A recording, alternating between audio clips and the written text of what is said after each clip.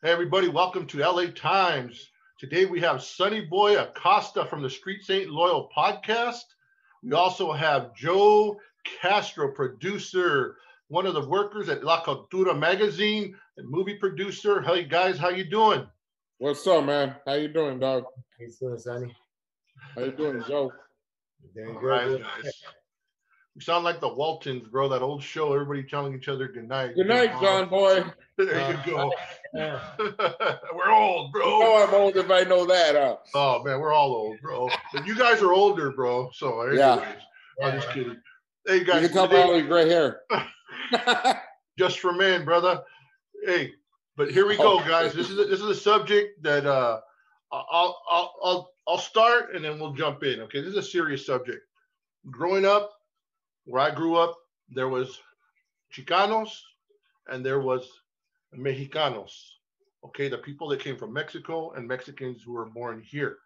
And then growing up, going to school, we had all kinds of derogatory names for them, and they were all our own people, you know.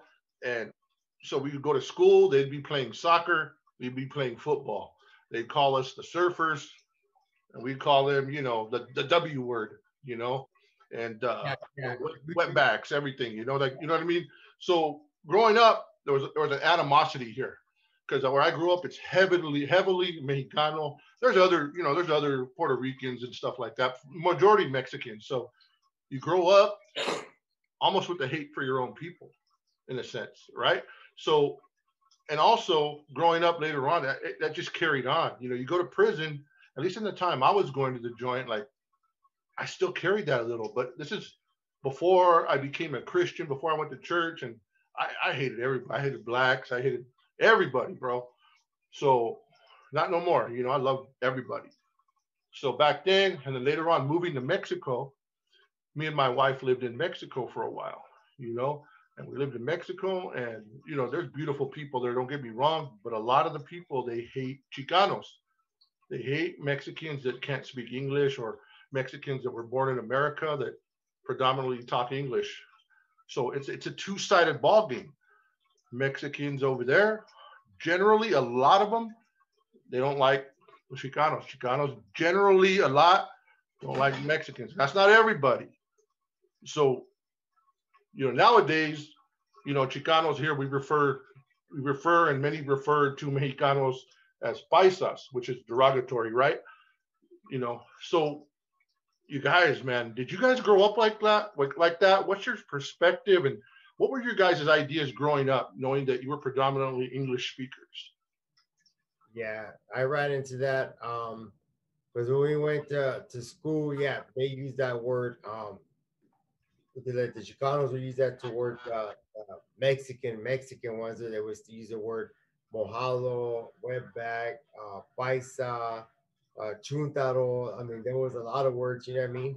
But yeah, I felt that like I've been to Mexico before, and when you go to Mexico and you're a Chicano, they don't like you. They don't like you, especially when you can't speak Spanish like they do.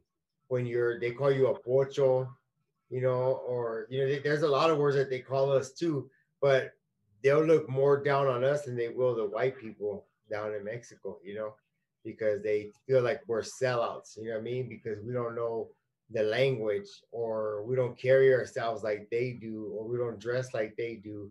But it's not like the way I see it, it's not a fault, but it's not like our fault. You know what I mean? We were raised here. We were raised with a certain style, certain lingo. Like I was in all the way until I got married. I didn't really know Spanish at all.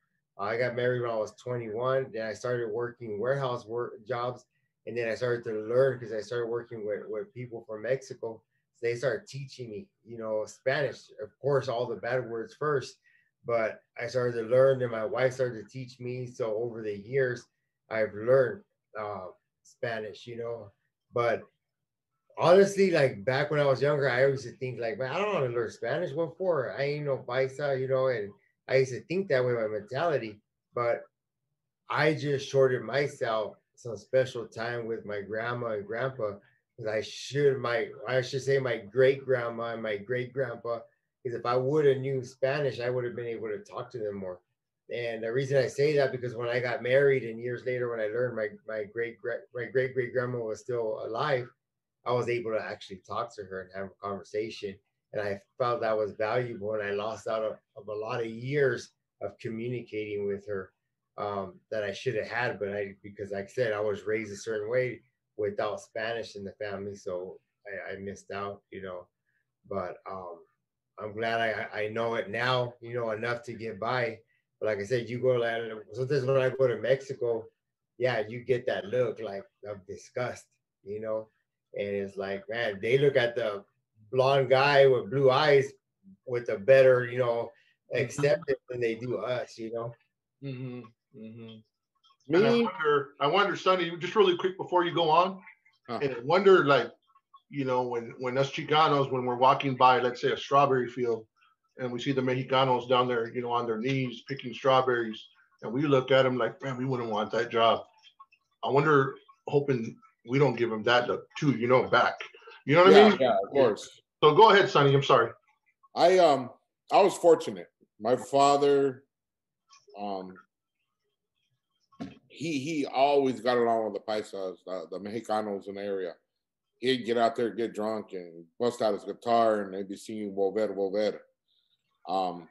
So I was fortunate. I get to play with the kids, and you know, they're kids, and I didn't speak Spanish, and they didn't speak English, but we somehow got along and became friends, and so I grew up like that. I never looked down on them. Then when I hit, I guess about 17, we got in a war with the Paisa gang. Not a Paisa gang, but from a certain part of Mexico. And we got into a straight war, shootings, and everything else with these guys. And it got to the point where I hated them a little. You know what I mean? It wasn't all of them, but it's just from that Puebla. I hated them. So when I hit the system, back in my day, they used to get robbed. They would get beat up, they'd get robbed, and I was like, I didn't like it. I didn't like it because I looked at them. Those are my people.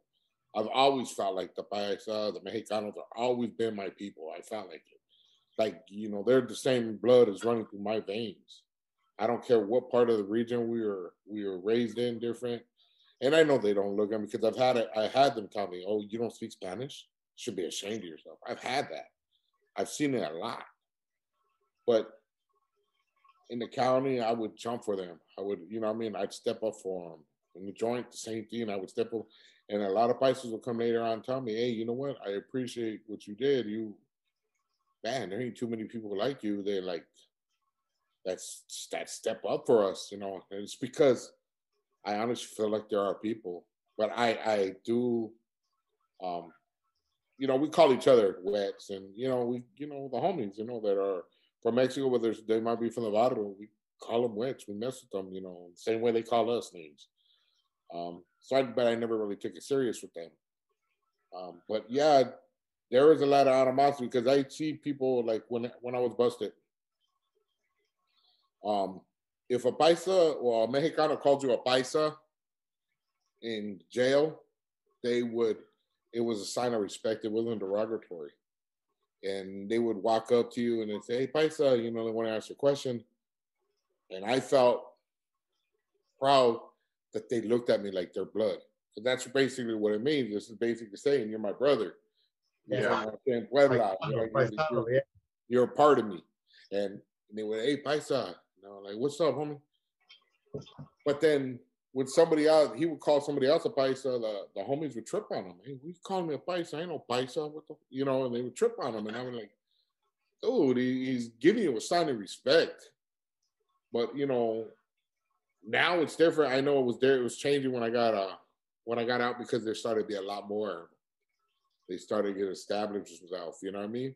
Stop getting robbed, and they would take care of each other. And I've always was invited to their spreads and all that because I actually cared about them. You know what I mean? But that was because of my father. My father taught me, "Raza, raza, period. Don't, you know, you don't look down on your people." Yeah. So, Yeah. And you know what? You know what? Something I wish I would have had that, Sonny. You know, I didn't grow up. You know, all my grandparents, everybody from Mexico. You know, I didn't grow up learning like hate for them. I built that from, I think, the system and stuff like that, and perceiving that they looked at me different because I didn't speak good Spanish. But it's real funny that word paisa, just so you guys out there knowing you may be Caucasian or something, that word paisa, just like other words, it evolved. It used to mean like countryman. So when me and my wife first got married, that word paisa wasn't derogatory. So I would see the ice cream man coming by with the cart, the paleta man. I'd be, hey, paisa. You know, it wasn't derogatory. But then later on, like maybe 5 years ago or so, 6 years ago, it started getting bad. And I was still, so I would still call him like, hey, paisa, and my wife would be like, dude, what are you doing? Like, I didn't know, but now I'm hip to the game. So paisa is a derogatory, but also like the N word. I think Mexicans do call each other that in a joking way. Is that right, Sonny? Do you think? Yeah, they do. And to tell you the truth, I've had to tell even some of my own homies, don't call me that. You call me that one, you know what I mean? It's gonna be a problem. I don't like being called that word. You call me that N word, dog, I'm a trip. And I try not to, and I'll give them a warning. You don't talk to me like that. I don't like that word. N word, right? Oh yeah. I'm talking about the paisa word though. Oh, the paisa? No. If they call me, dude, I feel actually like, hey, you know what, that fool, you got love for me. I'm cool with it. How about Chicano to Chicano? If a Chicano one day, paisa, like, just like joking around. It doesn't offend me. I don't like it. It really doesn't, because I look at that word like, hey, you call me your brother. I'm cool with it. You know what I mean? I'm cool. I'm joking because Paul always calls me that all the time. Because you are. Yeah. And then usually I'm pushing my cart with the raspas. I'm like, oh, that's gonna be paisa. No, but you know what? Like I respect that, especially honestly. Like now that I'm older, I have a special respect for the people from Mexico because man, I see them. They're hard workers. I see them out there selling flowers and selling fruit, and they're doing their thing to support their families. They're doing the job that, let's be honest, none of us three would go do. Right. You know what I mean? And they're out there doing that job, and it's something that like I need those flowers from Our Lady. I need oranges, or I need whatever. They have what I need, so I'll pull over and buy from them. You know what I mean? But so I have a lot of respect for them because they're on the hustle and they're doing what they got to do, to support their families. So yeah, I wouldn't be disrespectful to them whatsoever. You know what I mean? But I know the way they treat us when we go to Mexico, and I see the way they look at me. I see the way, especially when they start to talk to me, and I can't keep up with that fast dialect that they use.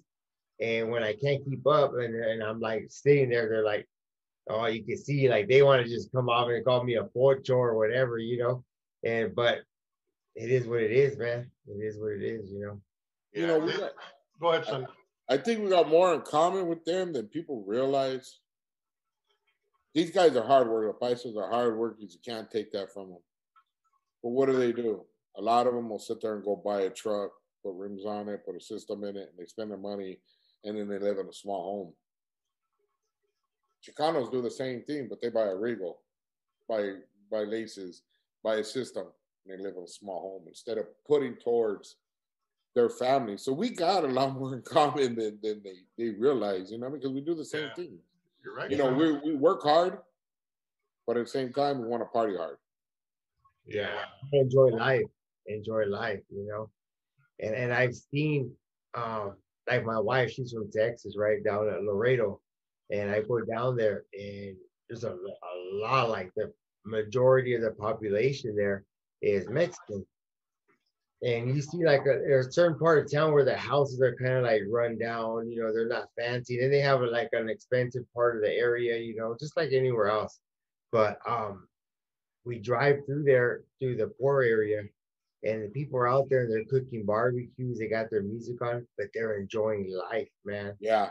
They're enjoying life. They're not worried about that they have the car or the furniture or the house or the clothing, like name brands. They're not like on that, like, I got to do what my neighbor does type thing. They're just out there with like simple cooking chicken, carne asada thing together with their family, embracing each other, having a good time, making memories, and just, just going all out on having and enjoying their life, you know. That's right. And I respect that, man. I respect that because I see that. I'm like, man, you know, like us, like people over here, and like even California is like I think one of the worst. Where yeah, we want to have people over, but first we got to clean and we got to buy these new tables and we got to let me go get my new clothes and we got to like everything for to impress or to keep up with the Joneses. You know what I mean? And like I said, I respect the way they just live their life. And we only have hot dogs. Yeah, there you go. Because can't afford the salad. Yeah, exactly, man. Man, it's crazy. It's crazy. And you know, a change I really seen, and this really got me thinking. And I think Joe, you kind of got me into this a lot. And we're talking about a similar movie, but the thing that changed a little bit for me was recently when Paleta, the ice cream man, started getting robbed. I noticed that more than ever, Chicanos had stood up to defend those Mexicanos, or what people would call paisas, pushing the ice cream carts, the corn carts. So do you think there was a change at that time where Chicanos finally said enough is enough? These are our people. Do you think that situation helped, you know, secure that they are our people, or what do you guys think? My opinion is that well, from just for me, I've always felt that way. You know, before this stuff was happening, I always looked at them and saw that they were hardworking. I always respected that. You know what I mean? But when they were getting robbed, that just all that did was fire me up. You know what I mean?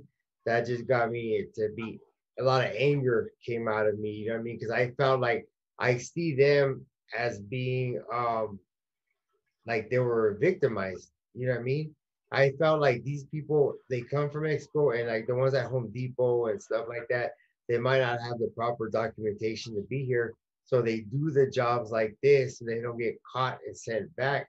So I felt like they were victimized by these people because they felt like, oh, they ain't gonna do nothing. They ain't gonna call the cops because they're illegal, you know.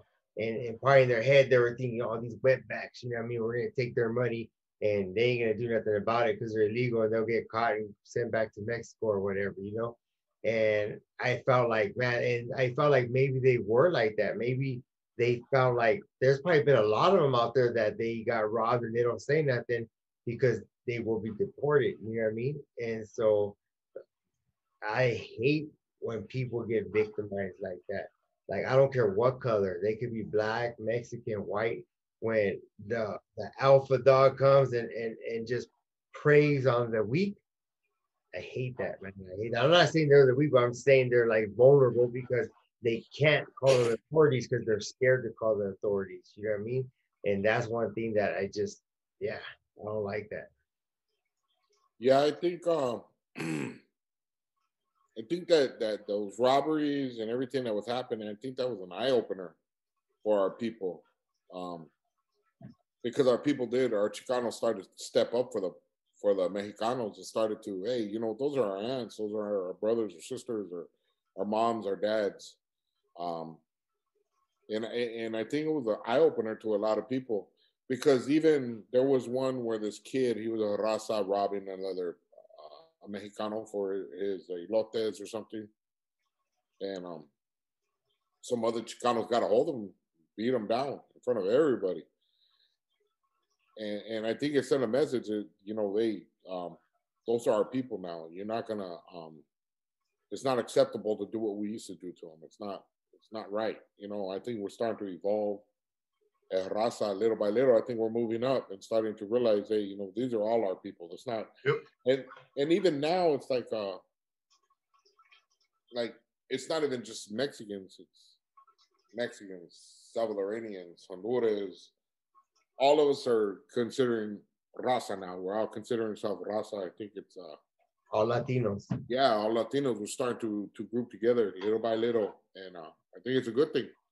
I think maybe these robberies needed to happen to get us to get together and realize that we are one people. Yeah, they are. They are, and we are. They are beautiful people, man. And you know, my neighbors. I think about them as you're talking, Sonny. I'm picturing my neighbors. You know, across the street, there's some people with chickens. A lot of people in the house, and you know, and I'm like, man, you know, beautiful people, man. I just those ice cream men that come by. I'm blessed The paleta man comes by all the time. I'm blessed, bro. One thing I have one issue. The house has like 42 cars, bro, and they're always parking in front of my house. I park way down the street, bro. So other than that, nah. Hey, so bring it home, Joe. What's your parting last thoughts, man? My last thoughts are we need more unity. You know what I mean? Amongst our I hate to say like, our people, because we need to unify as just human beings in this world. You know what I mean? Whether you're brown, white, black, yellow, red. I mean, we need it, but the topic today is our people, the raza, the paisas, the Chicanos, whatever you want to call us, the Pochos. Um, we just need to be more united and show love for one another, because in this world all we have is each other, and we need to stand up and protect each other, respect each other, and love on each other. And if we do that, then we can switch it later to others, and to where we can be united as human beings. Honey? I think I don't think it was just an eye opener for our people, but I think it was an eye opener for the Mexicanos and the people that were getting robbed. Because our Chicanos, us Pochos, donated money, went out there to support them. We went to rallies for them. We tried to get them permits up in Orange County. We pushed for them to have all these things, and I think a lot of them realize like we're not the enemy anymore. We're trying to be, we're trying to show you we're all together. So Yeah. I think it was the eye opener for both of us. I mean, them and us. And I don't ever like saying that, because to me we're all one. So I just think it was an eye opener for everybody. Yeah, and hopefully we all look out for them. We all look out for them. Those people, they may not have a car. You may see them walking by your house with groceries, and or you or I, we could drive to the store, and they're walking maybe a couple miles to go get milk and eggs, and just show them that little respect, man. Let's try to make a change, everybody, and do a little more for our people, man. There are people, and they're beautiful people. We have a beautiful heritage, bro, from the Aztecs, the Incas. I mean, South America, Mexico, Guatemala, man. We have such beauty, such a beautiful heritage, bringing so much to the world, chocolate, you know what I mean? So, man, it's just a beautiful discussion, man. And I'm glad we had this talk, bro. And I know I already went through one last thing, but any last words, guys? Yeah, if you're gonna help out the raza and give them feria, money, whatever, try not to record yourself, man. Do it with a humble heart.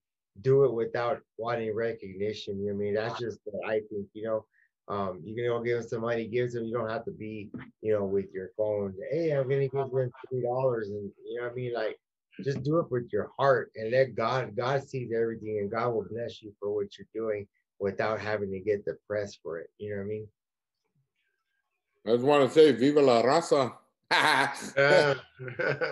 All right, guys, we're going to be heading out. And for those of you watching, I'm sorry, we had a picture with Big Joe and West Coast Graffiti. They had tight pants on with their cowboy boots, but unfortunately, 49er jerseys. Yeah, the 49er jersey. It got deleted. Right up in the middle. Yeah, we're showing off the midget. Hey, but it accidentally got deleted. Sorry, guys. Sorry, yeah, I don't know why Paul's and Sonny's picture got deleted too. Oh, not everybody's meant to wear a thong. Oh,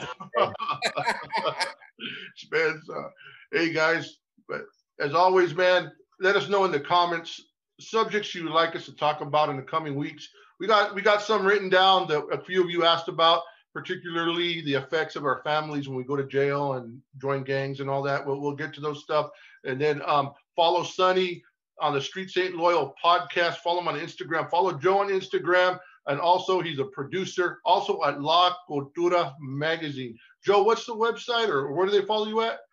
Yeah, just La Cultura Magazine, or you can go on Instagram, the official Big Joe. All right, guys.